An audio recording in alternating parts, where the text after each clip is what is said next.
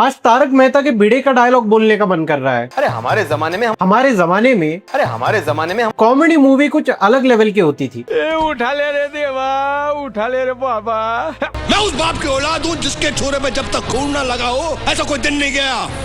पिताजी कसाई थे। आलो ले लो, कांदे ले लो। ये ड्रग्स है। ड्रग्स? इसको लेते नशा चढ़ जाता है। कम ऑन राम काका। या आमू आ और पापा प्लीज मैं हाथ जोड़ता हूँ। तू चाहे पैर पड़ ले, मेरा फैसला फाइनल है। हम साथ में नहीं रह सकते। लेकिन इस उम्र में आप जाएंगे कहाँ? तू कराटे तो मैं मराठे हूँ। पर अभी बॉलीवुड जिस टाइप की कॉमेडी मूवी ला रहा है वो देखी भी नहीं जा रही। अभी recently welcome to the jungle का ट्रेलर आया। तुम 20 साल से अपने घर इसको टच रोल दे दिया तो हमें खा जाएगी। अरे वो पुरानी चावल है। मैं किस लिए फिल्म में? उसके पहले हे जवानी तो इश्क होना है था। I am pregnant. पर मैंने प्रोटेक्शन यूज किया था। हाँ तो प्रोटेक्शन फेल हो गया। अरे ऐसे कैसे फेल हो सकता है? प्रोटेक्शन का काम है प्रोटेक्ट करना। भूत बंगला थी। इसलिए उस जंगल को पिशाच वन कहते हैं। पेशाब पेशाब नहीं पिशाच। उसके पहले हाउसफुल 5। डॉक्टर खेल लेते हैं? वो नर्स है, साले इंजेक्शन लगा रहा था उसको। और अभी रिसेंटली धमाल 4 का भी ट्रेलर आया है। बॉस, इसके बर्थडे में तो आपकी गर्लफ्रेंड शबनम का फोटो है और किसके पास मेरी शब्बो की फोटो है। अब सोचो आपने जो लास्ट बॉलीवुड कॉमेडी मूवी देखी है उसका आपको क्या याद है? कोई लाइन, कोई फनी इंसिडेंट, कोई सीन, कुछ याद नहीं रहता। बस हर बार एक ही चीज लगती है, पैसा बर्बाद पहन। ये जेन्युइन सवाल है कि बॉलीवुड की कॉमेडी कहाँ गई? अबे मुझे क्या पता, मुझसे पूछी जा रही है बार बार। तो आज हम यही समझेंगे how Bollywood destroyed comedy step by step.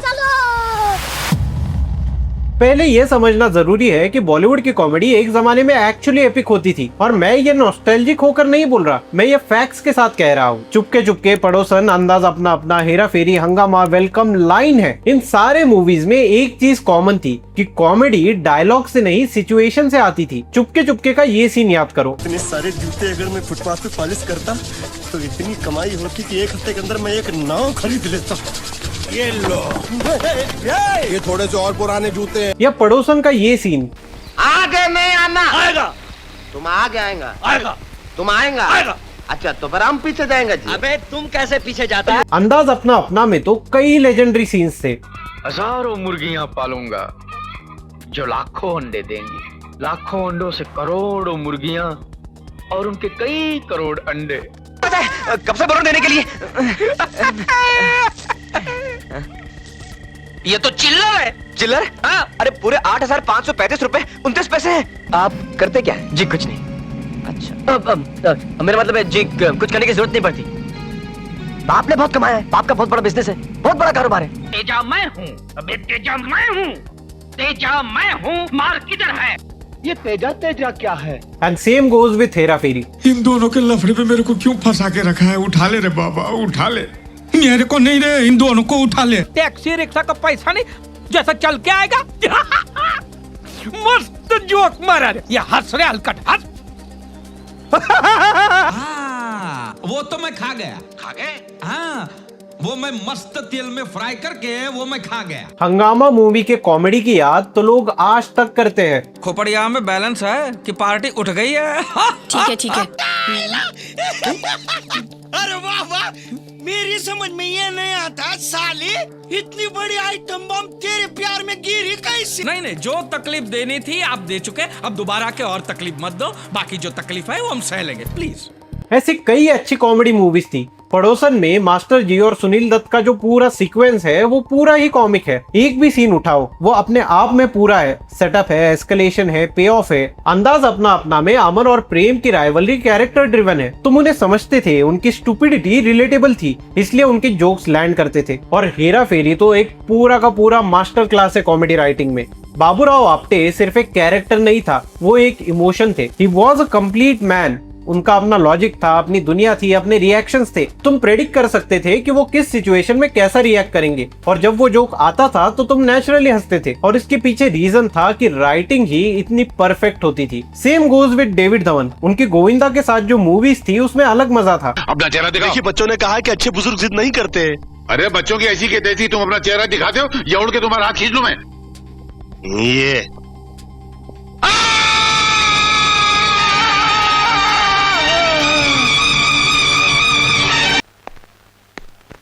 Bunnu रंगीला पे ये कैबिन किसकी है? ये आपके बड़े भाई साहब विकी ओबेरॉय की है। विक्की ओबेरॉय की है। बेच मारो इस कैबिन को जी। और इसके पैसे जो है हमारे नए बैंक के नए अकाउंट में डाल दो। जी। हमारी जो सीमेंट की फैक्ट्री है ना, वो 400 फीट नीचे होनी चाहिए और सिर्फ 100 फीट ऊपर होनी चाहिए, ताकि दुनिया को पता न लगे कि हमारी फैक्ट्री कितनी बड़ी है। इसके बाद जॉनी लीवर का एरा आया और उनके फेशियल एक्सप्रेशंस और उनके एनर्जी ने उन्हें अनफॉरगेटेबल बना दिया। ऊपर से मेरे होटल में जो खाए एक बार, वो आए यहाँ बार बार। अबे तू उसकी तरफ है कि मेरी तरफ है? मैं तो आपकी तरफ, ये कैसा मेरी तरफ है? उंगली उसकी तरफ है लेकिन दिल आपकी तरफ है। And then came the legend Rajpal Yadav. मारो हमको जिंदा मत छोड़ो सालो। हम कोई मंदिर का घंटा है कि कोई भी आके बजा जाता है? मैं पागल हूँ। यही वो सीक्रेट था कि कैरेक्टर इतने स्ट्रॉन्ग थे कि वो कॉमेडी खुद जनरेट करते थे। राइटर को ये बोलना नहीं पड़ता था कि यहाँ पर जोक इंसर्ट करो। कैरेक्टर को एक पर्टिकुलर सिचुएशन में डालो तो कॉमेडी अपने आप निकलती थी। और आप उस जमाने के सपोर्टिंग कैरेक्टर्स भी देखो, सर्किट, रॉबर्ट, तेजा, मजनू भाई, ये पूरी की पूरी पर्सनैलिटीज थे। उनके अपने आर्क्स थे, अपने क्वर्क्स थे, अपने टाइमिंग्स थी। इस एरा में कॉमेडी एक क्राफ्ट लगती थी। लेकिन अचानक से क्या हुआ कि पूरा का पूरा सेटअप बदल गया। ये एक स्लो रॉड था सिस्टम के अंदर से, और इसके पीछे कई रीजंस थे। पहला रीजन, बॉलीवुड का बिजनेस मॉडल बदल गया। 2000 के बाद बॉलीवुड को धीरे धीरे समझने लगा कि जो बिग एक्शन फिल्म्स है, जहां पर बड़े बड़े स्टार्स है, उनको ज्यादा पैसा मिल रहा है। कॉमेडी अनप्रेडिक्टेबल थी, कभी हिट कभी फ्लॉप, तो प्रोड्यूसर्स ने रिस्क लेना ही बंद कर दिया। अब लोग कॉमेडी को एक सीरियस जॉनर की तरह नहीं देखते थे, वो हर फिल्म में बस थोड़ा थोड़ा कॉमिक एलिमेंट डाल देते थे। अब कॉमेडी बस एक इंग्रेडिएंट बन गई, मसाला फिल्म का बस एक छोटा सा हिस्सा। दूसरा रीजन था, स्टार पहले स्क्रिप्ट बाद में, और ये बॉलीवुड कॉमेडी का सबसे बड़ा कैंसर था। आप आइडियली देखो, अगर आपको कॉमेडी फिल्म लिखनी है तो पहले राइटर आइडिएट करता है, उस पे स्क्रिप्टिंग होती है और फिर एक्टर्स सोचे जाते हैं। सो राइटर पहले कैरेक्टर्स बिल्ड करता है, सिचुएशन डेवलप होती है। पर बॉलीवुड में क्या होता है? Exact opposite. पहले डिसाइड होता है कि अक्षय कुमार और रितेश देशमुख साथ में आएंगे, फिर किसी को बोलते हैं इनके लिए कुछ फनी सा लिखो, तो जो बनता है वो बस एक परफॉर्मेंस होती है। एक्टर्स एक्ट करते हैं पर उनकी कॉमिक टाइमिंग लैंड नहीं करती। फिल्म में कोई स्ट्रक्चर, कोई बिल्डअप नहीं होता। इसी वजह से फिल्म सिर्फ ट्रेलर में अच्छी लगती है, क्योंकि ट्रेलर फास्ट कट से बना सकते हो, बेस्ट मूवमेंट पिक कर सकते हो, बैकग्राउंड म्यूजिक डाल सकते हो, और वो 2 मिनट एंटरटेनिंग लगते हैं। लेकिन 2.5 घंटे के फिल्म में वही जोक्स बिना एस्केलेशन या पे ऑफ के एकदम आउट ऑफ द लाइन लगते हैं। अब बात करते हैं सिम्टम्स की। पहला सिम्टम है volume is comedy. Modern Bollywood में कॉमेडी का एक अजम्पशन है कि सब लोग एक साथ चिल्ला रहे हैं, सब लोग एक साथ कुछ कर रहे हैं तो वो कॉमेडी लगता है। एंसेम्बल में क्योस है, सब एक दूसरे पे बात कर रहे हैं, बैकग्राउंड में शहनाई बज रही है और कैमरा तेज तेज कट कर रहा है, ये कॉमेडी है। इन लोगों को ये समझ नहीं आता कि सब में टाइमिंग चाहिए, साइलेंस चाहिए, एक वो बीट चाहिए जिसके बाद पंच लैंड करे। हेरा फेरी का उठा ले रे बाबा वो एक क्वाइट मूवमेंट था, अंडरप्लेड, और इसीलिए इतना ज्यादा हिट हुआ।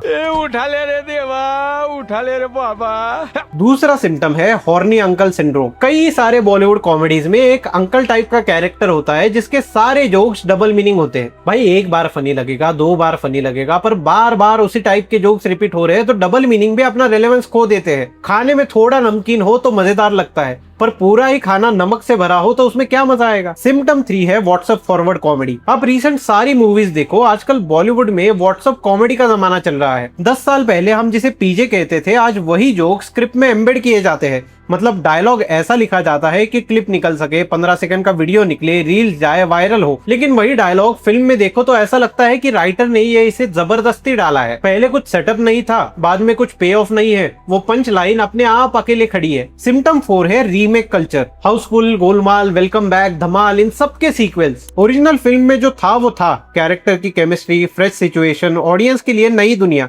सीक्वल में सेम कैरेक्टर, सेम डायनामिक्स होते हैं और राइटर्स डेस्परेट रहते हैं कि पहली फिल्म का मैजिक रिक्रिएट करे, और फिर वो मैजिक कभी आती नहीं, क्योंकि मैजिक लिखी ही नहीं जाती है। It just looks like a cheap version of the first film.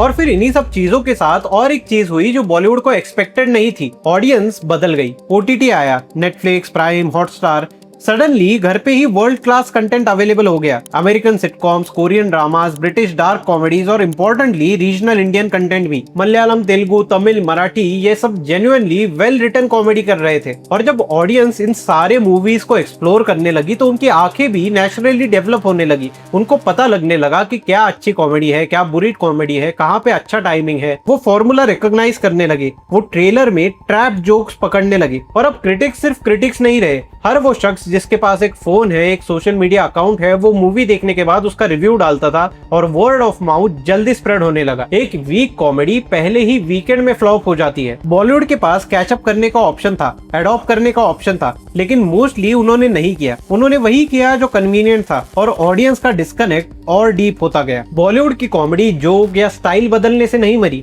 Bollywood की कॉमेडी इसलिए मरी क्योंकि उन्होंने कॉमेडी लिखना ही बंद कर दिया। देखा जाए तो कॉमेडी सबसे मुश्किल जॉनरा है। ड्रामा में तुम एक्टर पे रिलाई कर सकते हो, एक्शन में कोरियोग्राफी सेव करती है, थ्रिलर में ट्विस्ट ज्यादा काम आते हैं, लेकिन कॉमेडी में कोई छुप नहीं सकता, या तो ऑडियंस हंसती है या नहीं। कॉमेडी हमेशा से ही एक राइटिंग फर्स्ट जॉनरा रहा है और बॉलीवुड ने उसे एक स्टार फर्स्ट जॉनरा बना दिया। पहले स्टार, फिर बजट, फिर टाइटल, फिर मार्केटिंग और कभी कभी स्क्रिप्ट। यही आज भी हो रहा है। तो अब नेचुरली एक क्वेश्चन आता है कि क्या कॉमेडी मूवी सच में बॉलीवुड से खत्म हो जाएंगी? नहीं, बिल्कुल नहीं। अगर कुछ एग्जांपल्स देखें तो स्त्री ने ये प्रूव किया कि हॉरर कॉमेडी में भी स्ट्रॉन्ग राइटिंग काम करती है।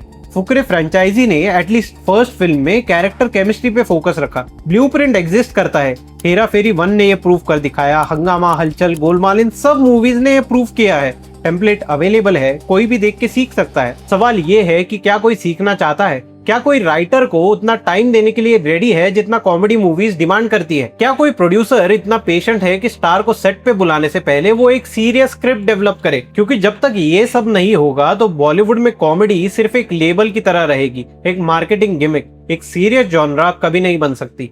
तो ये था आज का वीडियो गाइज। अगर आपको पसंद आया होगा तो लाइक, शेयर और सब्सक्राइब जरूर करना। अगर ज्यादा पसंद आया होगा तो हाइप भी कर देना। मिलते हैं आपसे अगले वीडियो में, तब तक के लिए जय जय श्री राम।